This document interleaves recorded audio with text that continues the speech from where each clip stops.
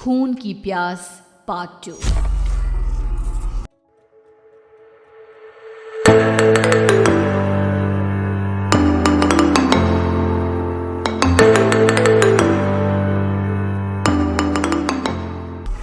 और उसके बाद वो जंगल एक बार फिर से सुमन की चीखों से गूंज उठा।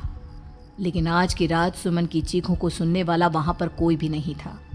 अगर वहां पर कोई मौजूद था तो बस हरिया, जो कि अब एक भेड़िए में बदल चुका था। सुमन के बालों को पकड़कर घसीटते हुए वो जंगल के बीचों बीच एक जगह पर ले जा रहा था।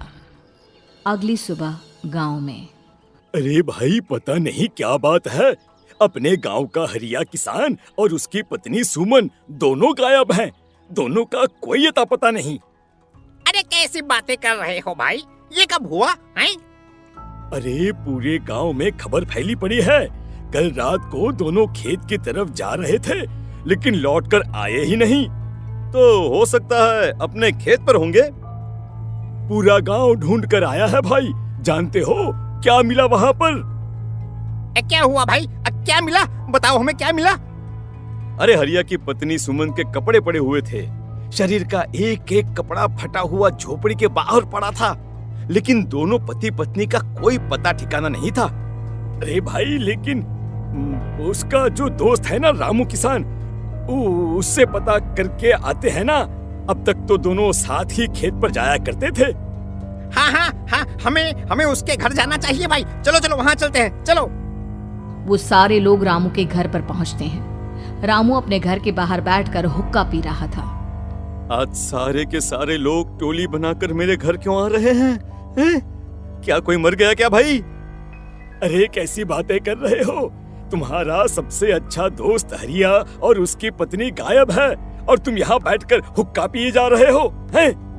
रामू ने अजीब सी नजरों से उन सब गांव वालों की तरफ देखा, जिसकी वजह से वो लोग एक बार के लिए डर गए। गायब है? अरे गायब नहीं है, मुक्ति मिल गई है। उन दोनों को मुक्ति मिली है। इस दुनिया में आकर हर इंसान पाप करता है और उसे उसके पापों के लिए मुक्ति मिलना बहुत जरूरी है। अरे ये कैसी बहकी बहकी बातें कर रहे हो भाई, हैं? और इसका चेहरा अजीब सा क्यों लग रहा है? लगता है दोस्त के मरने का गम बैठ गया है। पागल हो गया है शायद ये पागल। ये बात सुनते ही रामू चीख कर जोर से चिल्लाते हुए कहता है, पागल मैं नहीं हूँ, पागल तुम सब हो। और ये शैतानी जंगल अब तुम में से किसी को नहीं छोड़ने वाला, सबको खा जाएगा। याद रखना मेरी बात। शैतानी जंगल? कैसा शैतानी जंगल? लगता है रामू पागल हो चुका है। हमें यहाँ से चलना चाहिए भाई। चलो। तभी रामू की पत्नी बाहर आती है।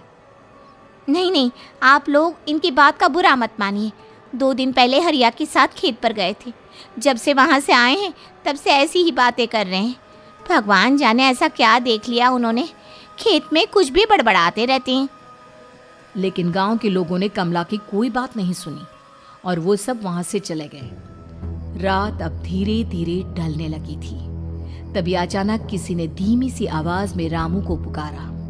रामू, आ जाओ, मैं तुम्हारा इंतजार कर रहा हूँ। और सुनो, अपनी पत्नी को साथ लेकर आना, नहीं तो काम अधूरा रह जाएगा।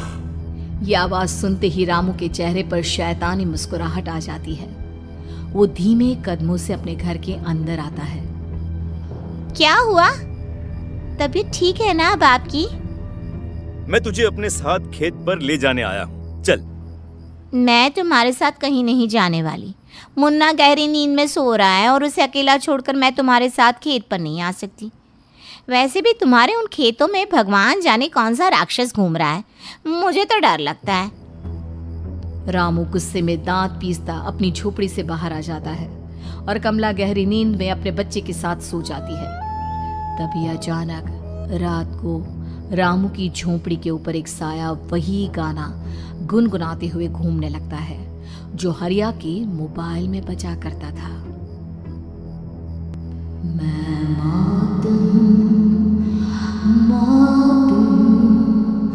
मौत जो पसरी है चारों, जो आएगी कहीं से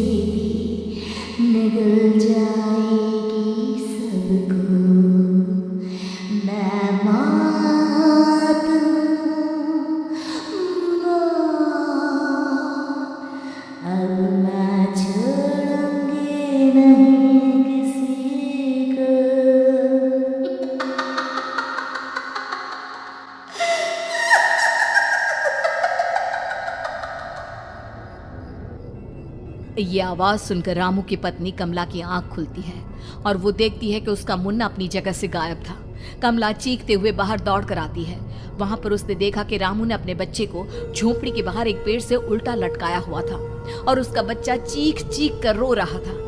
वहीं दूसरी तरफ एक साया बच्चे के ठीक नीचे आग जलाकर उसके चारों तरफ हैवानों की तरफ नाच रहा था। छोड़ दो मेरे बच्चे को। अरे क्या कर रहे हो तुम? शर्म नहीं आती तुम्हें? अपने ही बच्चे को इस तरह मौत के हवाले करते हुए। अपना बच्चा? किसने कहा ये मेरा बच्चा है? अरे ये तो उस रामू की औलाद है, इस गांव के किसान रामू की, और मेरी दुश्मनी इस गांव के हर इंसान के साथ है। क्या? कैसी बात कर रहे हो तुम? और ये औरत कौन है? ये मेरे बच्चे को खा जाएगी। तभी अचानक से उस साया ने एक बेहद खतरनाक दिखने वाली औरत का रूप ले लिया और उसकी आंखों से आग निकल रही थी। सही पहचाना तूने। मैं तेरे बच्चे को खा जाऊंगी। अगर तू अपनी इस हैवान पति रामू के साथ जंगल नहीं आई, तो मैं तेरे बच्चे को खा जाऊंगी। लेकिन क्यों? आखिर क्या चाहती हो तुम मुझसे? मुझे जंगल क्यों ले जाना चाहती हो? औरत बुरी तरह से ठहाके मार मार कर जोर जोर से हंसने लगी और साथ में रामू भी। ये तो तुझे वहाँ चलने के बाद ही पता चलेगा ना। अगर तू नहीं आई तो थोड़ी देर में तेरा ये बच्चा आग में जलकर मर जाएगा। चल जल्दी। नहीं, मेरे बच्चे को छोड़ दो। तुम जहाँ कहोगे मैं तुम्हारे साथ चलने के लिए तैयार हूँ। और उसके बाद उस बच्चे को झोपड़ी में लिटाकर आगे आगे वो साया चल रहा था और उसके पीछे पीछे रामू अपनी पत्नी के बाल पकड़कर उसे घसीटते हुए जंगल की तरफ ले गया। जंगल में जाने के बाद, कितनी खूबसूरत हो तुम। आज की रात बस तुम और मैं एक दूसरे के साथ रहेंगे। मुझे तुमसे बहुत डर लग रहा है। तुम्हें क्या हो गया है? तुम तो बिल्कुल ठीक थे। वो होगा जो हमारे बीच होना चाहिए। तो आओ अपने आप को मेरे हवाले कर दो। कमला ने डर की वजह से अपनी दोनों आंखें कसकर बंद कर ली थी। रामू ने बुरी तरह से चीख कर कमला से कहा, आंखें खोलो अपनी और मेरी तरफ देखो। कमला ने जैसे ही अपनी आंखें खोली उसने देखा कि रामू एक खतरनाक खूनी हैवान में बदल चुका था। कौन हो तुम? जाने दो मुझे। क्या चाहते हो मुझसे? वही जो एक आदमी एक औरत से चाहता है। मैं तुम्हारा पति रामू नहीं, बल्कि इस जंगल का एक भेड़िया हूँ, और आज की रात तुम्हारे खून से अपनी प्यास बुझा जाऊं। और उसके बाद वो जंगल कमला की दर्दनाक चीखों से गूंज उठा। अगली सुबह कमला के कपड़े भी जंगल में उसी तरह पाए गए जैसे कि सुमन के पाए गए थे। इस घटना के बाद पूरे गांव में दहशत का माहौल था। अपने माँ बाप की मौत और गांव में हो रहे इस तरह की घटनाओं की खबर सुनकर किशन शहर से गांव लौट आया था। अपने माँ बाप की बेदर्द मौत की वजह से वो बहुत परेशान था। तभी अचानक उसे अपने घर में खाट के नीचे पड़ा हुआ वो मोबाइल फोन मिला जो उसने अपने पापा हरिया को गिफ्ट किया था। अरे कितने प्यार से पापा के लिए मोबाइल फोन लेकर आया था। इसे एक दिन भी काम में नहीं ले पाए। और आखिर कौन है जो गांव में इस तरह की हत्याएं कर रहा है? क्या है इन सब के पीछे? क्या है? मुझे पता करना ही होगा, वरना एक दिन पूरा का पूरा गांव खाली हो जाएगा। इस गांव में एक भी जिंदा इंसान नहीं बचेगा। गांव के लोगों की मदद करने के इरादे से किशन अपने गांव से दूर एक दूसरे गांव में बहुत बड़े तांत्रिक के पास मिलने के लिए गया। तांत्रिक बाबा, अब आप ही कुछ उपाय बता सकते हैं। भगवान जाने हमारे गांव को किसकी नजर लग गई है। नजर नहीं लगी है, किसी ने तुम्हारे गांव को बद्दुआ दी है। किसी सताई हुई आत्मा का प्रकोप है और अब वो पूरे गांव में किसी को नहीं छोड़ेगी जब तक उसकी आत्मा को शांति नहीं मिल जाती। अरे लेकिन ऐसा कौन है बाबा? किसकी आत्मा है और कैसे मिलेगी उसे शांति? मौत है, मौत कहीं से भी आएगी और सबको निगल जाएगी। इससे बचने का सिर्फ एक ही उपाय है, लेकिन उस उपाय को करना आसान नहीं होगा। जो भी उस उपाय को करने की कोशिश करेगा उसकी जान जा सकती है। भले ही मेरी जान चली जाए, लेकिन मैं अपने गांव के लोगों की जान बचाने की पूरी कोशिश करूंगा बाबा। तो ठीक है, फिर अगली अमावस की रात जैसा मैं कहता हूँ वैसा ही करना। अमावस की रात तांत्रिक के बताए अनुसार किशन अपने साथ केरोसिन लेकर जंगल की तरफ चल पड़ा। उसके हाथ में देवी के मंदिर का सिंदूर भी था। किशन जंगल के बीचों बीच पहुंचा। ये देखकर उसकी आंखें फटी की फटी रह गई। वहां एक उबलते पानी का तालाब था और कई लोगों की लाश लटक रही थी। किशन के माँ बाप की लाश भी वहीं थी। माँ, बापू, क्या हो गया? ये क्या हो गया? तभी वहां पर एक औरत और आदमी आते हैं।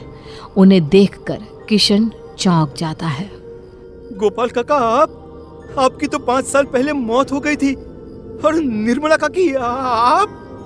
हाँ, मौत तो हो गई थी, लेकिन तुम ये नहीं जानते कि हमारी मौत कैसे हुई थी। क्या कहना चाहते हैं आप?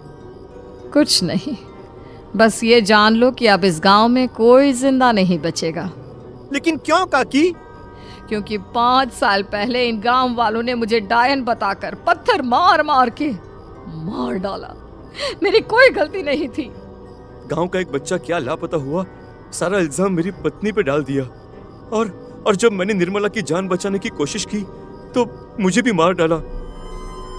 आपके साथ ये बहुत गलत हुआ काकी, लेकिन आप जो कर रहे हैं वो भी सही नहीं है ना? तुम यहाँ से चले जाओ, वरना तुम भी नहीं बचोगे। हमारी आत्मा पिछले 5 साल से मुक्ति के लिए भटक रही है। चले जाओ यहाँ से। मौका देखकर किशन सिंदूर उन दोनों के ऊपर डाल देता है। उनका शरीर जलने लगता है और वो भयानक तरीके से चिल्लाने लगते हैं। अगले ही पल किशन उनके ऊपर केरोसिन डाल देता है और वो दोनों जल जाते हैं। किशन अपने माँ बाप और दूसरी लाशों का अंतिम संस्कार करवाता है और अपने घर लौट आता है। लेकिन वो अभी भी इस बात से अनजान है कि मोबाइल अभी भी बज रहा था। मैं मौत हूँ।